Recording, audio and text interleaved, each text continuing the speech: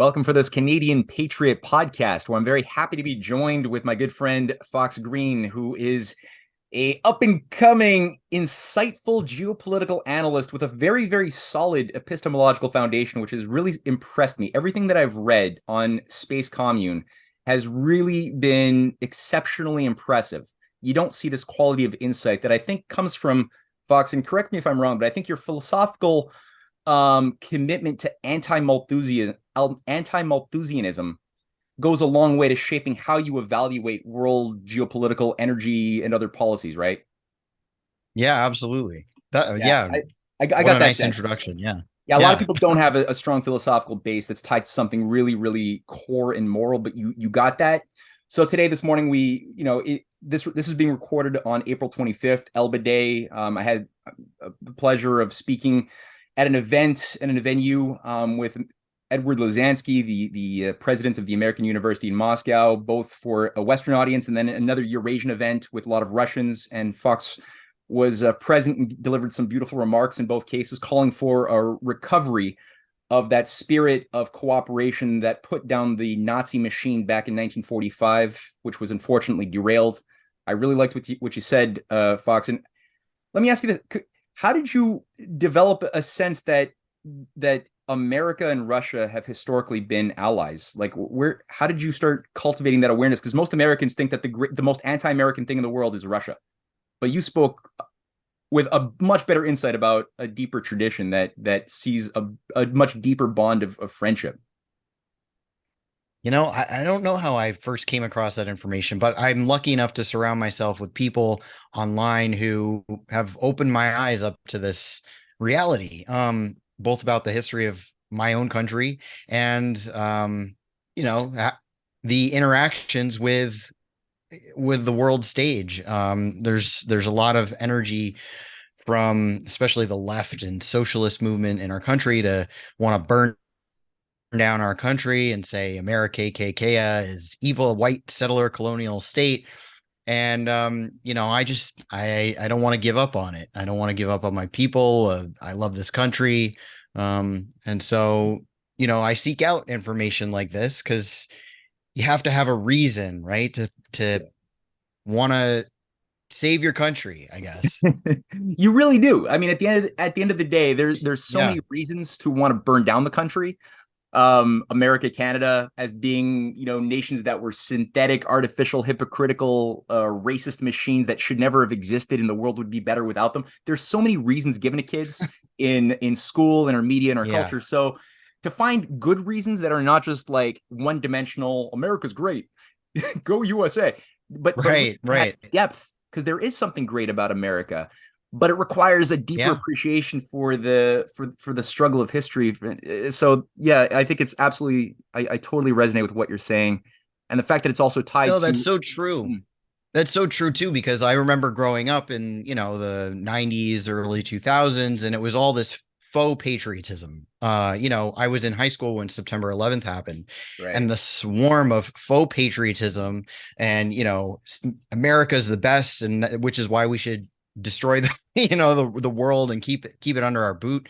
I had to come out of that kind of faux patriotism. But then on the other hand of having to burn it all down, that's to take from a Marxist school of thought, it's not dialectical to think that way, that America is just one or the other, that it's good or bad. I mean, every single nation on this earth has a history of both good and bad. There's no such thing as a good nation or a bad nation.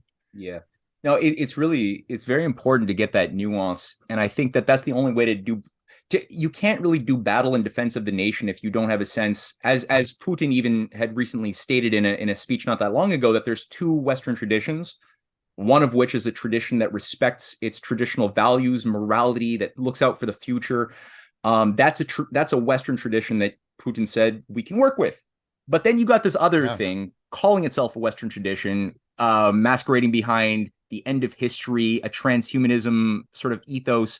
That's not something we can negotiate or find common ground on. So he was basically talking to basically us, saying, "Get your shit together, people. Find out what's good Mm-hmm. about you, and then defend it and bring it back. And then come to the negotiating table with us to find a point of peace and cooperation for the future when you're sobered Yeah. up." So I guess our job is Yeah. to sort of be the sobering influences as much as possible to ourselves and to our neighbors and friends who should want something better for Yeah, themselves. absolutely. Or think about if you're in the room held hostage with somebody with a gun, right? Right. And they're like, I have no reason to live. I'm gonna end it all, this and that. And yeah, they have the chances that you're gonna be a victim to that gun is pretty high because they're saying, I'm gonna kill myself anyways. I don't deserve to live. Might as well take everyone out on the way out, right? And Right. that's kind of in the position that we're in as America right now, is we're the ones with the gun. And if we say, no, no, there's a future with you who we've been holding hostage, the rest of the world, and ourselves, and we all have something to live for, we're not going to take everyone else on the way out, right? Yeah. Um, we have to become something new. Yeah. Which also involves tapping into something which we once had and maybe have forgotten that we have as well as the new thing. So this is where I think that this transitions nicely into something that you wrote, which I think has to be discussed. It's something that I was thinking about, but I didn't know how to talk about it. And I found that the way you wrote this new essay on space commune is good, really quite tactful. It's harsh, but it's tactful, and it says things that need to be said. And the title of your essay was RFK Jr.'s Destructive Environmental Record, with a picture of the Indian Point nuclear reactor behind him in your feature image. Yep. And I think we all have a certain amount of hope that something can be revived in the U.S. psyche that is viable and can bring about a solution to the twofold collapse, the controlled detonation of the Western banking system, as well as the danger of nuclear war, which is increasingly being doubled down upon by certain fanatics that perhaps might actually like to see the world scorched instead of Right. subduing themselves to a higher moral ethos. So Yeah. Yeah. the idea of what the Democratic Party used to be has been something that a lot of people have not studied or thought enough about. But people like Bobby Kennedy Sr., John F. Kennedy, Franklin Roosevelt were obviously very strong, devoted anti-Malthusians who didn't believe in these absurd misanthropic views of the nature of man and government that are held by creatures at Davos.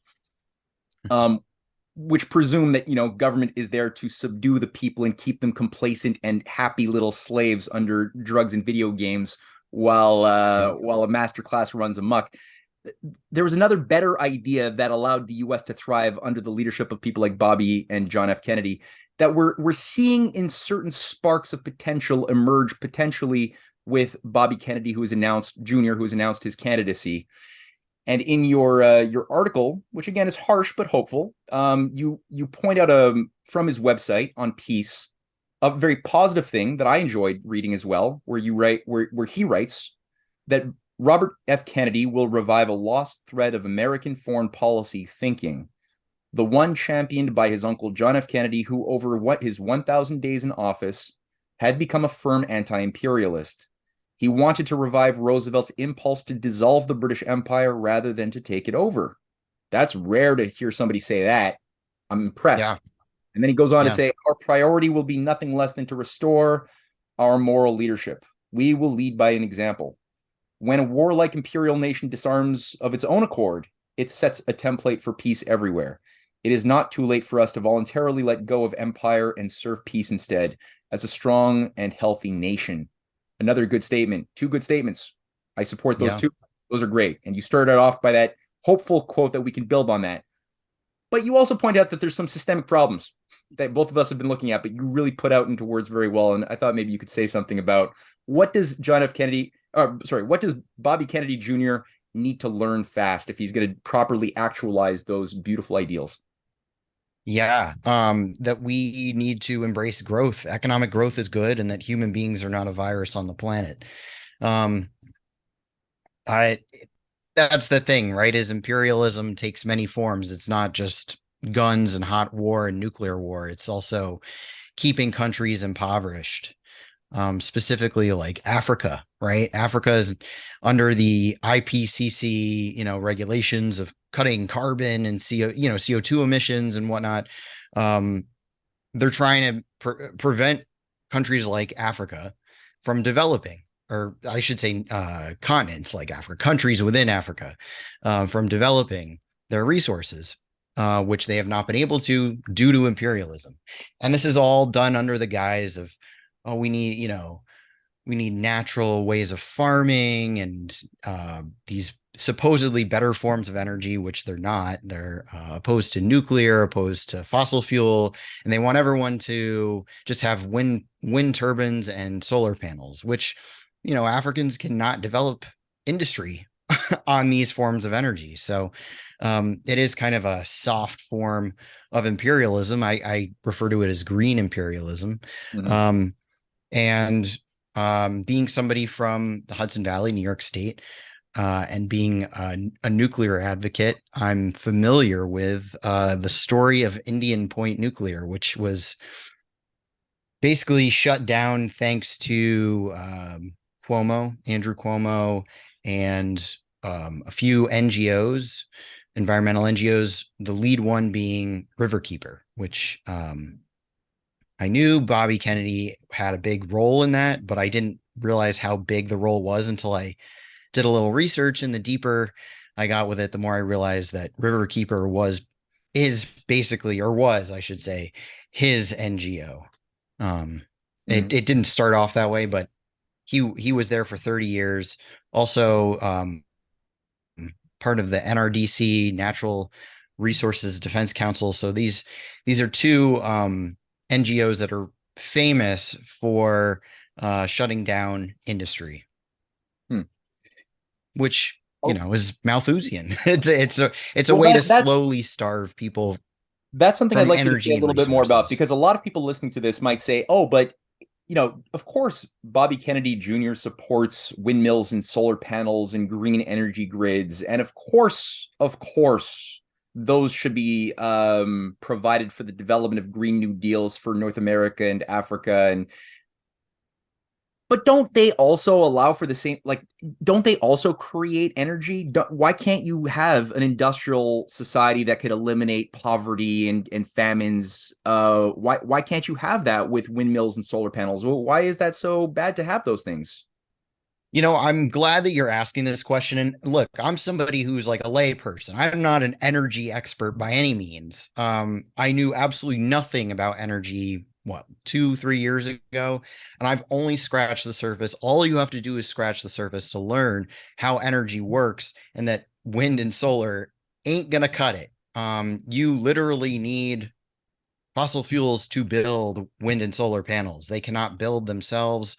Um, they don't, so they can't supply baseload energy because there's no fuel attached to them. The fuel comes from the sun and the wind, which is not controlled by us. Hmm. Um, it's not stuff that you need a degree to understand. It's just pure logic. And then so people talk about battery storage, which we don't really have the technology for. We need fuel, basically. Fuel. That fossil fuels are good. Coal is a fuel, which is good. Nuclear is a fuel, which is good. And then these things can be stored and used as necessary. So, yeah, Well, wind and solar, they provide a host of problems. They're not good. They're not good. I so could go here's a into more detail why no, they're not good. no. Let's keep it simple for the moment. When let's maybe crunch Okay. it if it's needed. Um, if you were to start a company, you made a point using the quotes of Bobby Kennedy. If you were to start a company and promoted exactly what you said just now, Bobby Kennedy, in his own remarks, believes that the First Amendment should not actually apply to you, but not only that, that the state should actually have the right to destroy you if you're promoting fallacies of climate science that the consensus body of IPCC experts agrees is science. So if you say something that disagrees with that so-called consensus, then you should actually Yeah. be destroyed. You point out that he said that. Can you add a little Yes. bit more meat to the bone? Like how is he logically thinking about that?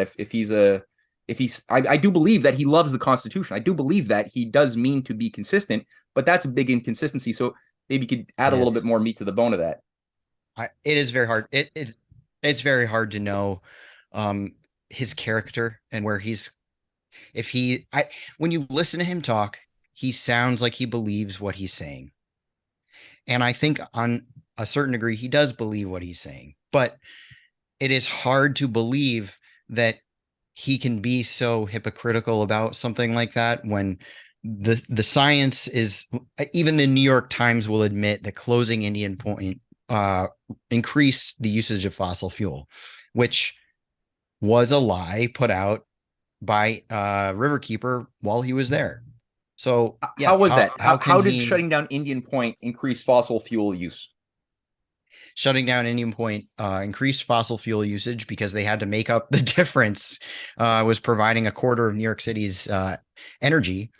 Riverkeeper said, put out the message that no, closing this plant will not increase fossil fuel usage, which they think is the worst thing in the world. I don't personally, I'm not opposed to fossil fuel usage, but according to them, that is akin to, just it's the worst thing to them. So, I mean, headline right in the New York Yeah. Times, it increased fossil fuel usage. Yeah. How It's a does silly question because it's how does Bobby Kennedy cope with this incongruency? And yeah. I think the way he copes with it is that nobody asks him about it. I don't think anyone has brought this up.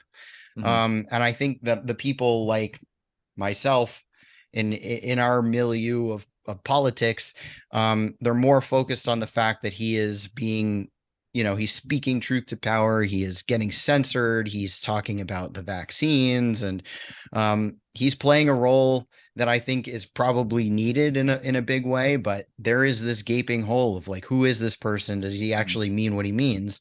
Yeah. And Bernie Sanders was the same way. I didn't know, but Bernie Sanders was wildly against nuclear energy. Nuclear energy was shut down in his home state of Vermont. He cheerleaded that as well. Yeah. What gets me a little bit is that nuclear energy is so misunderstood. Like so few people today really have an elementary appreciation of energy science, and they don't know how third or fourth generation breeder like reactors work, how a breeder reactor Yeah. works, what is a thorium reactor, basic elementary things that you'd think in a healthy society. A grade five, an elementary school, a good elementary school should teach kids the basics of how their society provides for them with the Yeah. basics. You can know the details later, but so few people have access to these basic concepts that we tend to think, oh, it's so good. It's so good that we're finally seeing a resistance to the nuclear power monopoly and the big. But we haven't built any significant nuclear reactors since the 1970s and maybe early 80s. The West has collectively, like North America especially, has stopped building reactors for 40 years. We're just sort of Yeah. surfing and cruising on the wave that was created by people before most of us were born. And our idea of nuclear energy comes from seeing Homer Simpson eating donuts at a nuclear safety office and Montgomery Burns, thinking about money. It's really that Yeah. limited. But Yeah. so, like, maybe could you say a little something about like, well, what is it about nuclear power that you mentioned baseload, but what is it about the nuclear power idea that allows for a resistance to things like the Great Reset, which Bobby Kennedy Jr. Is in opposition to, and I believe he is standing in opposition, and his supporters and people, his friends, should probably be more critical instead of flattering him on things that he might not like. But that's what friends are for, is to say things you don't necessarily like, right? So what is it about nuclear power that would allow us to Yeah. properly do battle with the Great Reset ideology? It's abundant. It's super abundant and it's cheap. I was once called the source of energy that was too cheap to meter. Mm. Um, Back when in the 60s or whatever, when they were developing nuclear energy, they were saying this is like, a gift from the heavens that our children are just going to have so much abundant energy that they're not going to even be able to meter it because it's such a step above fossil fuel as far as producing energy from just a tiny little bit. You know what? I actually have, let me pull this out real quick. So for Christmas, I was given this folder of propaganda of uh, promotionary materials from Indian Point Nuclear back from the 80s or whatever. So this is a little card that shows you how much uranium it takes, and you can see Wow. compared to, One little pellet, you know, the size of a thimble, is equivalent to 157 gallons of regular gas, 149 gallons of oil, or 1,780 pounds of coal. Fantastic. That's right there. It says a lot. yeah. That's perfect. That's perfect. It's Yeah. yeah, and it's so abundant, and that's why you can, if you trace the history, you can see all these other fuel companies like oil and coal and whatnot. They didn't want this, right? It would be competition for them, and they're some of the ones who funded the early opposition and propaganda against it. Mhm. Or you can take the quote from Paul Ehrlich, who says that nuclear energy would be like giving a loaded gun to an idiot child, meaning that it's too much power for regular people. Yeah. It's literally power for people, power to the people. You know, people say Yeah. that, oh, regular people need power to the people. Well, nuclear energy provides that. It is just this extravagant, abundant source of energy that could catapult us to the next level of development, provide for so many people, pull people out of poverty. It's amazing how much they have kept it under wraps. But I think that era is ending and people are waking up to that. Can you say something about one of the big arguments against nuclear power that I've actually heard Bobby Kennedy Jr. mention something about this too, is this idea that the waste is something we will never have a solution for, and that all we can do is bury the waste and condemn nature and future generations to toxic nuclear waste underground forever, or millions of years, whatever the half-lives are of the spent fuel. Now, Yeah. I'm quite persuaded that that's not actually true, and that there is stuff we can do. Are you persuaded that there's Yeah. stuff we can do, and that argument is actually bunk?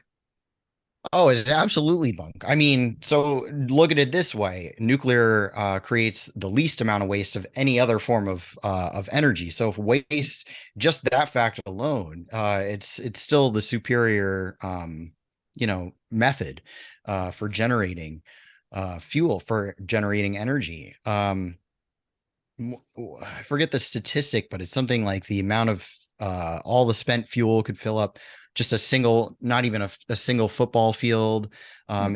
The amount of waste that's produced from the amount of energy we get is so minuscule, and they're already figuring out ways to recycle this waste too. So eventually, it becomes an actual renewable resource. Yeah. Um, it's Yeah. it's really not a non-issue at all. But it's definitely something that they lie about and fearmonger about. That was a mind-blowing one for me too. When I was anti-nuclear, I think at different points we all kind of Yeah. were, because we all watched The Simpsons and like, Yeah.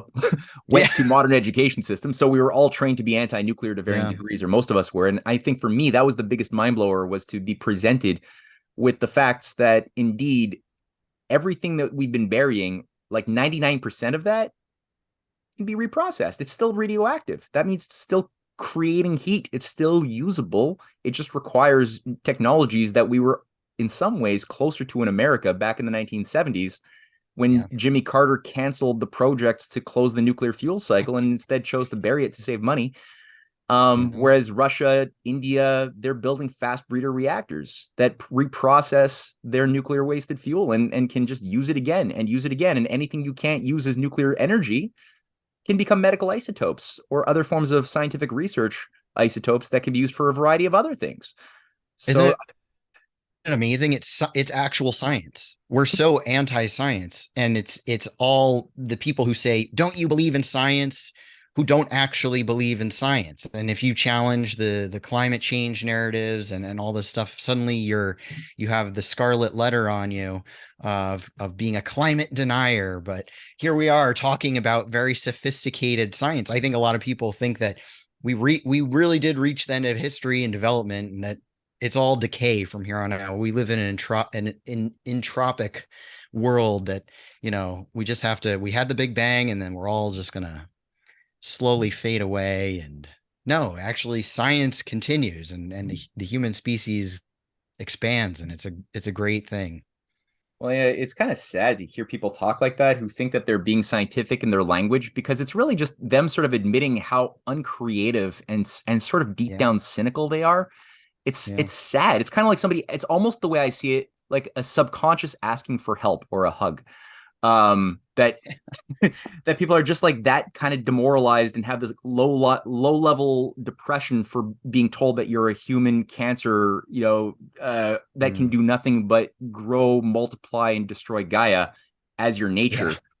And I Yeah. mean, and so you start looking as a matured adult through the filter of people who have given you these prisms to assume to interpret the future, the past, the system that you're living in and as a part of, and you're told, okay, if the whole universe is thus dying, so it's not that unnatural, and it's in fact more natural for us to do things that reflect the dying nature of the universe.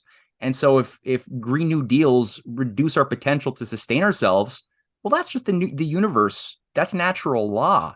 That's Just what's a more trade-off. scientific than death. Yeah. Yeah. Life? That's not scientific. I can't even see I life. know. I know. It's so depressing. It's so depressing.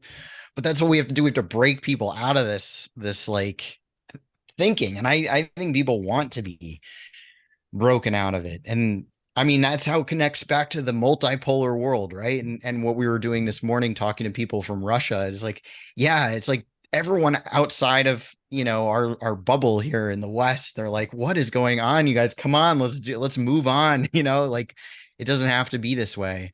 I was just talking to Yeah. Tim Kirby, a friend in Russia who's he's an American, but he's been living in Russia since 2006. He was supposed to be there this morning. He didn't something came up, but he has a podcast, and so we were talking. And he was asked to deliver some remarks at the Duma a few weeks ago, and some friends of his who are very very interesting people were making the point that Russian long term thinking right now, especially regarding the Siberian Far East and Northern orientation, that's tied very much to the Belt and Road Initiative of China, especially with its Arctic component, um, has a population view of aiming towards 500 million people by the end of the century as a goal, a concrete national goal. And then God knows what you can do beyond that if you get there. So that's so different from Yeah. the type of cynical views of overpopulation that are supposed to scare us in the West, where we're told maybe if we're lucky, we'll have only a billion people or less by the end of the century, is the sort of crap we're being told if we're It's lucky. sick. I know, it's sick. Such a It's different sick. philosophy. Yeah. They don't realize that it's the ideology of Hitler, right? I mean, what is this depopulation? No, it's like, no, we should be fruitful and multiply. And no, it is Gaia worship. I always go back to that because I always try to like understand how can people get to a point where they think that's okay, what, like, and if you start to think that the earth is this sort of living creature and that we're growing too big on it and we're taking up too much space and all these resources and that all the other animals are pure and beautiful and that we're like this, just something gone haywire, something gone wrong, I don't know, Yeah. then Everything is it all. natural except us. Right. I know the idea of natural or unnatural, right? It's Yeah. kind of silly. Well, this brings up another point you wrote about in your essay that's very provocative. It might piss some people off, but you pointed out something I think very important about Sri Lanka. And Sri Lanka is in a big crisis right now. Their food production capabilities have collapsed. Yeah. This has a lot to do with the ideology that's been proposed and romanticized, not just by Bobby Kennedy Jr., but his close friendship with Vandana Shiva and Shiva's role in some of this mess that has been overlooked. Can you say something about that? Yeah. So it wasn't covered much. I don't know if it was covered at all in mainstream news. There wasn't much on Twitter, but what little articles there that did come out, there's a few. I think I linked to a few in the essay. But yeah, they've Sri Lanka has been sort of crashing economically over the last few years, and it really hit hit a point hard because they transitioned to 100% organic. So they were cutting off all um, fertilizer, synthetic fertilizing methods for their farming. And anybody who knows anything about farming, organic leads to way lower yields of crops because you can't, grow as much. You can't get rid of as many pests on the plants. And the weeds too, the weeds grow. So this idea that organic, that you have to go all organic, conveniently leads to having way lower yields, which sends an economy and a population into disarray, because then the less food there is, the more scarce the prices go up, right? And the prices of food as a commodity influence everything else. So personally, I think it was a way to sort of backdoor set the stage for what could potentially be sort of a color revolution that happened in Sri Lanka. I didn't follow that story too closely, but I know that they had all these protests against the government, and that they do have sort of a more World Economic Forum liberal milieu that's kind of protesting in the streets. Very typical kind of Soros type color revolution type thing that's going on there. Yes. But Vandana Shiva was, it's very clearly stated in several publications. She even she takes credit for it, for being, the biggest influence on the government there to take this turn to all organic. And that's something that she pushes.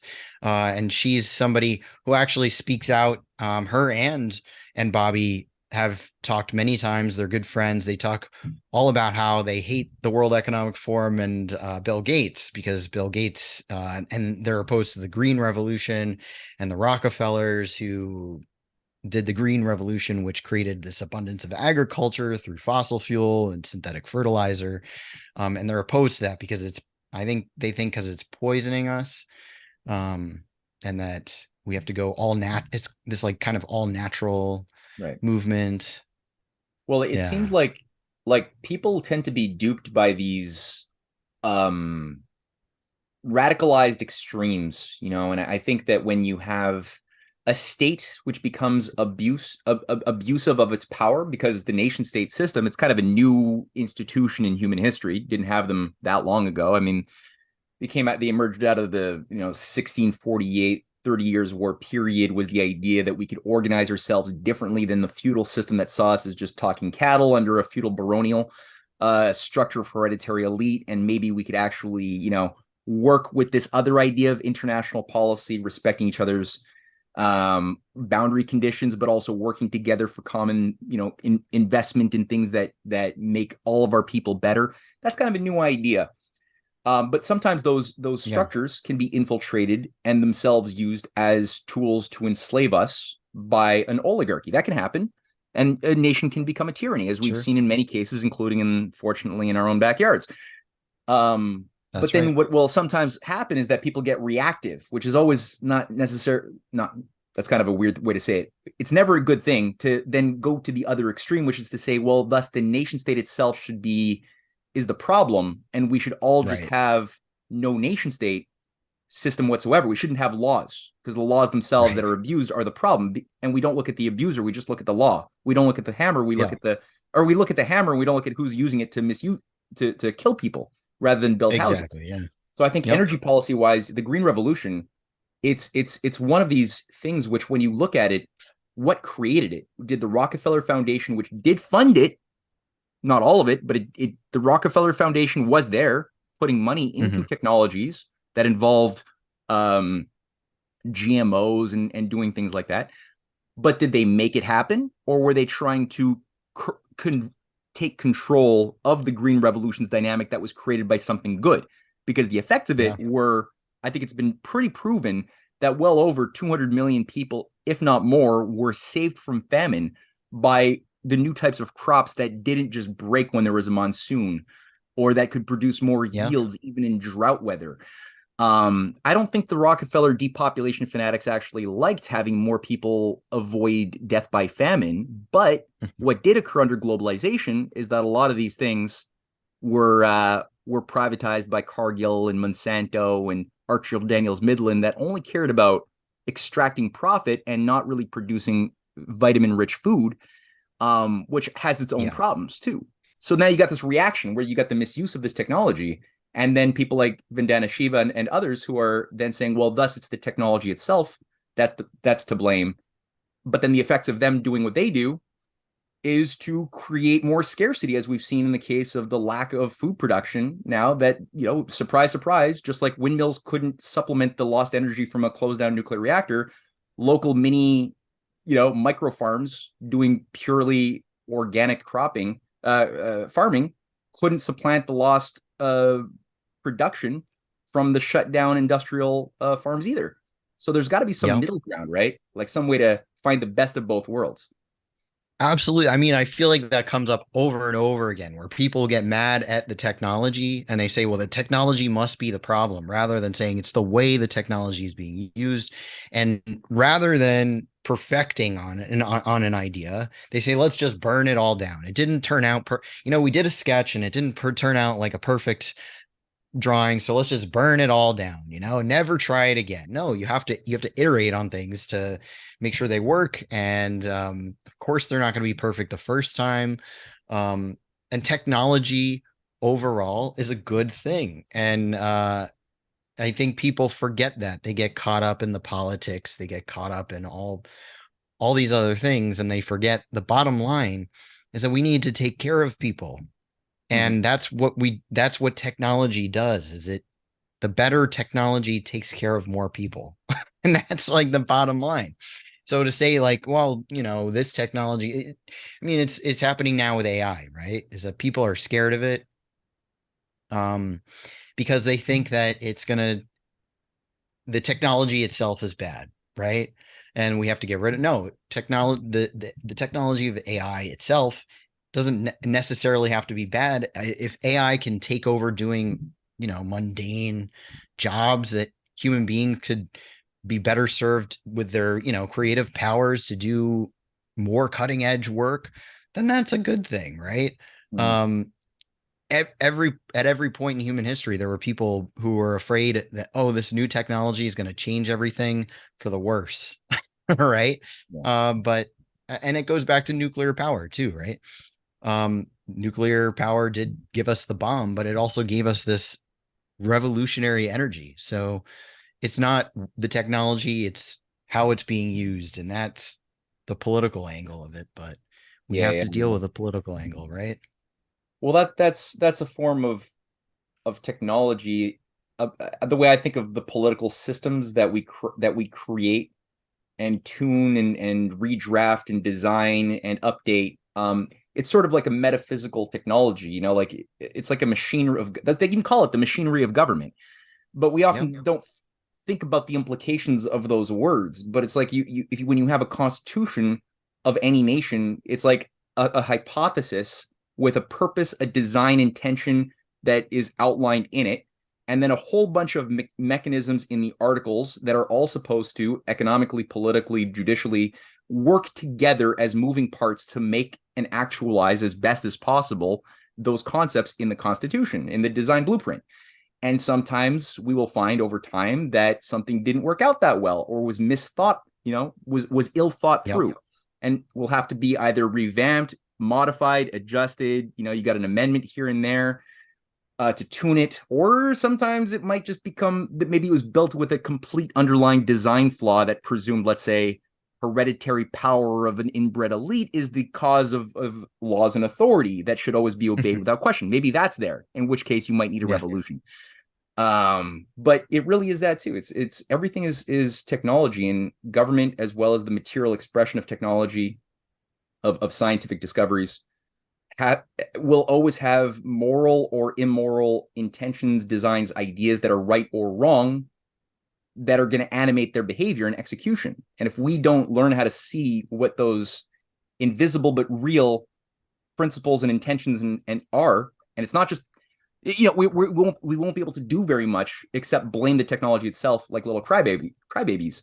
Yeah. But then people say, Yep. oh, but then you're a conspiracy theorist, because if you think about intentions animating politics and designs, you're a conspiracy theorist and should not be respected in polite society. So we'll just be scientific instead. That's right. Be totally objective.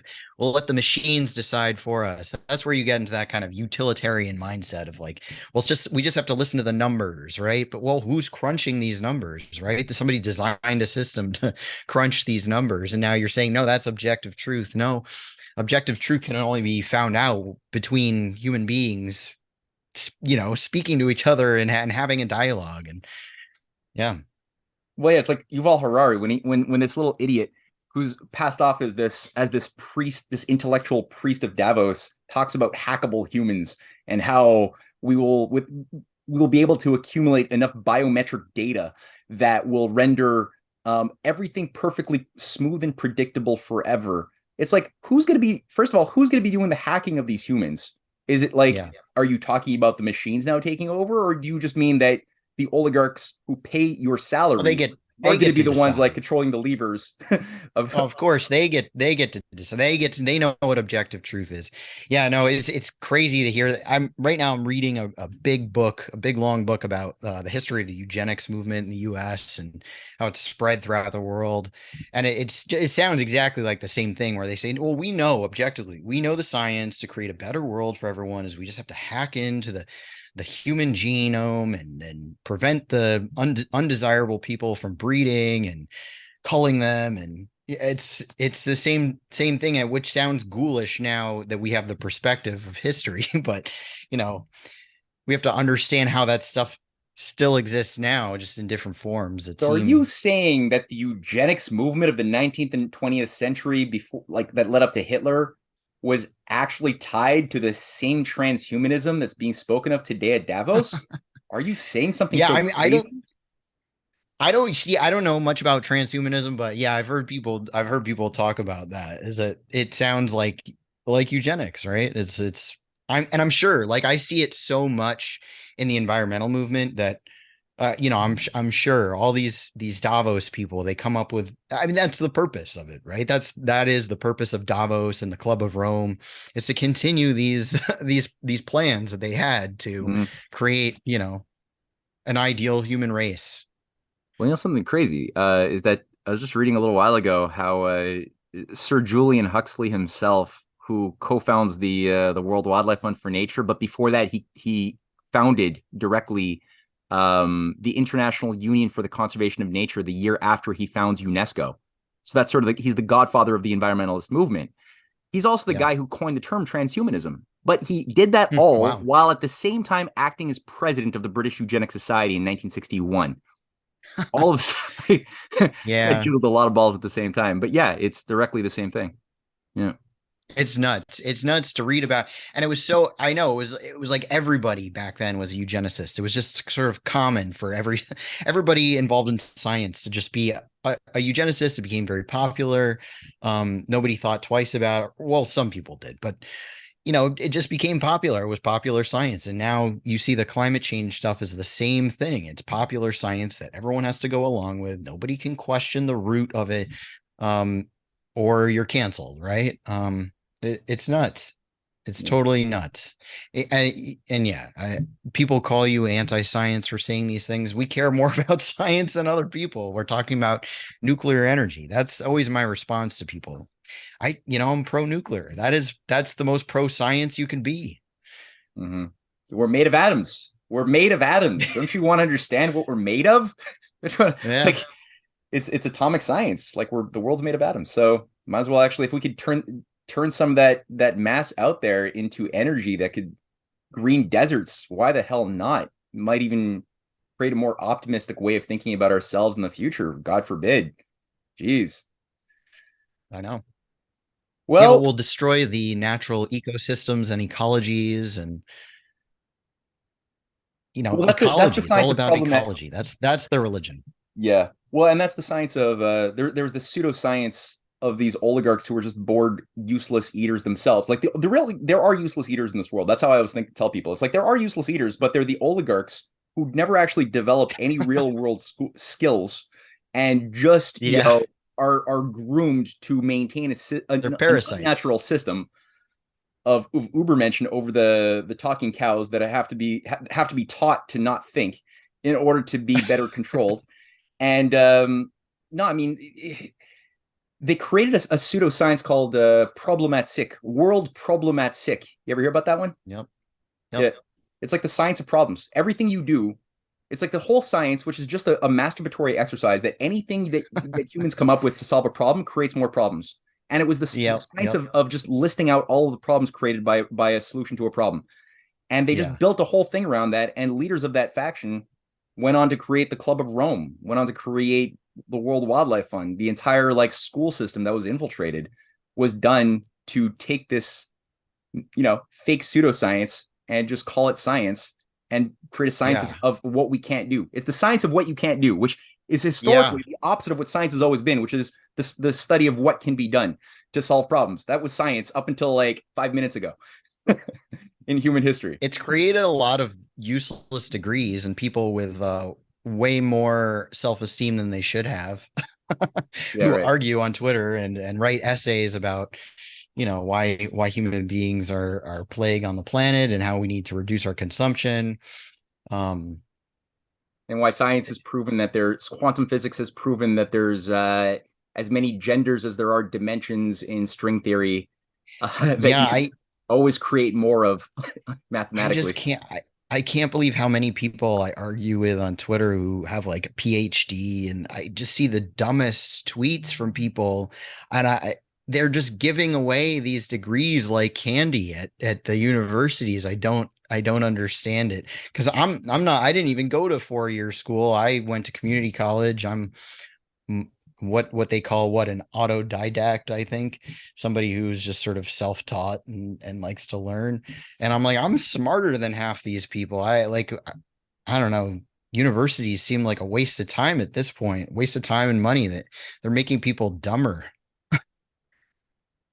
Those you thinkers gotta do something about you. No, I hear you, man. And it's I worked a little bit with some STEM teachers. I was just doing administrative stuff, but I found myself doing notes in their meetings in a Montreal university for a certain period, and the amount of arrogance and self flattery that is everywhere in these STEM programs is wildly sick and toxic, where it would be like almost listening Yeah. to bullying, berating experiences, making fun of climate deniers or people who don't respect expert consensuses, as if these people have themselves thought about anything but what they've been told to think about in order to get their Yeah. degrees and become professors, brainwashing the next generation of automata. Um, it's really, really pathetic and wild. But I mean, it's, I guess, do you think that there's an end to this absurd? Like, is there a limit to how much this stupidity can go on for before human beings can let go of these foolish ideas and recapture sanity again? Is like, or can this stupidity just keep on going forever in that same downward trajectory? I think this kind of stupidity is entropic. I do think it's going to run out eventually because these people, they eat their own. They're like, what is it? Saturn eating his own child. Is that what it is? Saturn devouring his son. The Goya That's painting. what. Yeah, that's what they remind me of. Um they're cannibalizing themselves. They do. If you get anywhere near these people and you learn how they operate and how they move, they act like they're all friends and buddies, and their social capital means the world to them, as we can see them all melting down from losing their blue check marks. But what you don't realize is they're at each other's throats constantly. They're ready to stab each other in the back because they do live in this mindset of entropy where only they can be at it's like this feudal society, right? Where it's like they want to rise up the ladder, but there's no room. So everyone's crunched in and there's only enough to go around because they're not producing more for the future. They're living, as you described, that like parasites at the top who only feed off of the production of the masses. So these people are basically living downstream from those top parasites, and eventually their sources dry out. You know, I don't think I told you this last time. You kind of asked about my background, and I failed to mention that Warren Buffett's son, Peter Buffett, lives in my town, and I discovered that he is basically funding all of these NGOs in town, and he's basically taken over as sort of this little lord who rules over. He spends more money than the local government. He basically gets to do what he wants, and these people, they are just at each other's throats. I see it firsthand. People in my own community at each other's throats because they all want the funding. They all want to be seen as, more deserving, as the representatives of the working people, but they're so out of touch.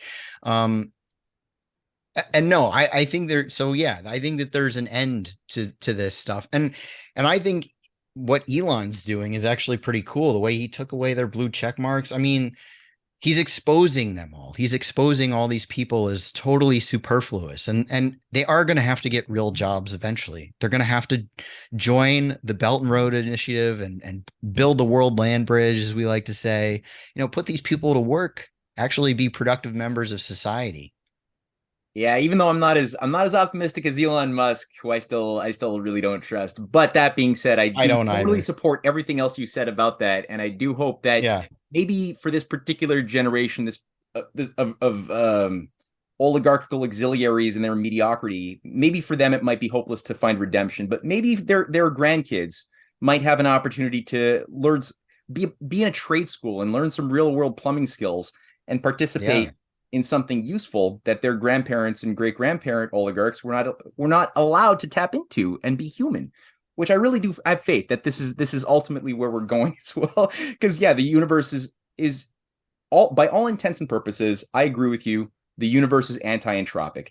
I totally agree with you. I think, I'm a fan of LaRouche. What he said made a lot of sense. I'm a fan of Max Planck, of Vernadsky, of Mendeleev, of Benjamin Franklin, and they all speak about a creative living universe as something that they both have faith but also reason in, that animates their identities and planning and their own personal creativity, because they see themselves made in the image of a living creative universe. And the fruits of that identity is a lot of damn creativity that the oligarchy despises. And it always allows us to leap beyond the limits of growth. Every time we do it, and we do it well, we can get better at it. JFK definitely tapped into that source. I think his brother was definitely tapped into that source. Whether or not Bobby Kennedy, I think, who might have like 1 foot in the source and 1 foot in a bit of a dark age bucket. Hopefully, you can get that foot out of the dark age bucket and both firmly planted into the source. I think we'll see. But let me ask you this for the last question. I've been entertaining the hope that when I look at the United States, the only two things that I see as viable if the US is going to survive is within that part of the Republican Party which has rejected the neoconservatism, which has tended to be reawoken and revolves around what Trump has done to revive a sort of forgotten republicanism that we haven't seen in a long time. And the only thing that I see viable in the Democratic Party are those Democrats that despise the neocon flavor that their party has taken on under Clinton and Biden and Newland, and want to restore some sensibility of Roosevelt, of the Kennedys, and who are tending to now revolve and resonate with Bobby Kennedy Jr. Do you see a possibility or a likelihood of a convergence of these forces around a new movement that would be anti-Malthusian and against war? Yeah, I think that something like that would be amazing if it were able to congeal and represent both sides of the spectrum, I suppose, of how people are fed up. And I think that regular people are just, they're way more into this idea of just rejecting the left-right paradigm, Democrat-Republican paradigm, than the people at the top who are controlling the media and basically created this left-right paradigm that they say, no, you have to pick one or the other. And I think most people don't want to anymore. They totally reject that. I went to that Rage Against the War Machine rally in February, where it was predominantly the Libertarian Party, and then a lot of more older school left-wing people who were not into all the woke stuff, right? And a lot of Green Party people too. And the thing is, like, I'm willing to work. I want to work with everyone. We are stronger when we work together, when we come together despite our differences. If we're all the same and we all think the same thing, we're so easy to take out. If we can come together and have like a variety of tactics and positions, but we're all united in this, we want to see the nation thrive. We want to see humanity thrive. We want to build. We want to, not be a force of destruction and degrowth. That would be amazing. So yeah, in the long run, like, yeah, I'm I'm watching to see what happens with Bobby Kennedy. I know he's providing a lot of hope for people right now, and I don't want to squash that. I'm really bad about revealing to people the truth about what's happening, and they're like, no, we don't want to know. We want to, but I think that we should embrace him as an anti imperialist figure right now. And let me be clear about something else too, is that I think that he emerged not just out of thin air because he's a good guy, but because we created that space for him. I think Rage Against the War Machine was a huge step in that direction to show that there are Americans that literally want to work together despite their quote unquote political differences to save the country and stop going to war. And I think we created the space for Bobby Kennedy to emerge as a candidate with that line. And I think we should take credit for that. And it's encouraging that he's pushing that. And I want to push him even further to say, you know what?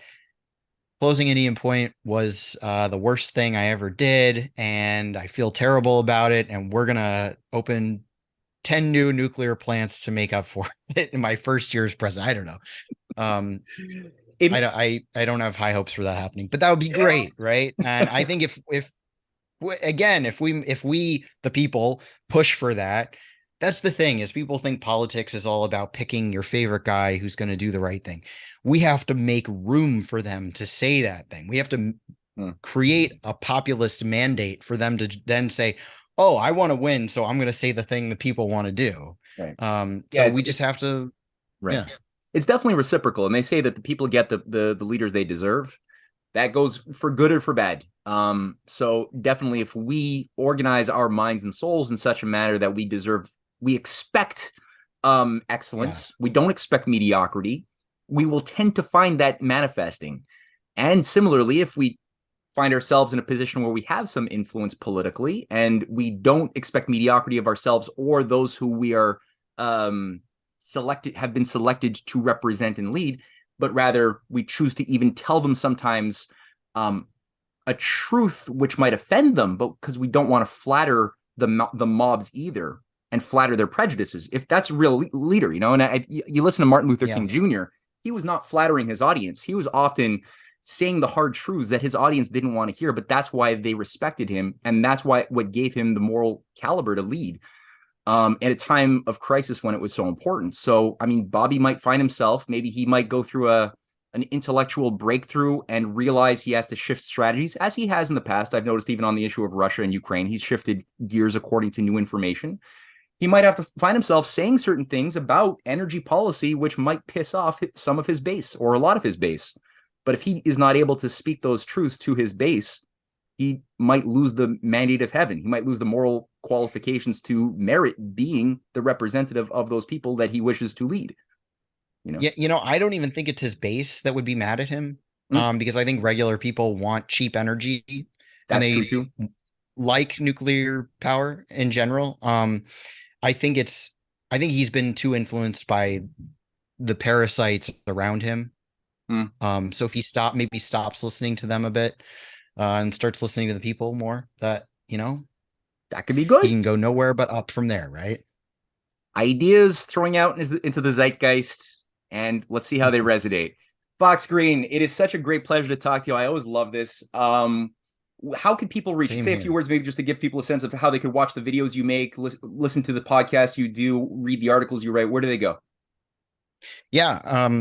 Thank you for having me. It's always my pleasure as well to chat. So thank you for having me. You can find my work on spacecommune.com. I have a podcast, which is available on Spotify, SoundCloud, all podcast outlets.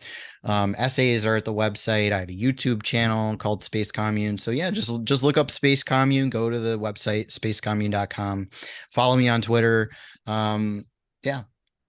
Perfect. Thank you so much for taking the time. And till the next one, we're going to do this again. Okay.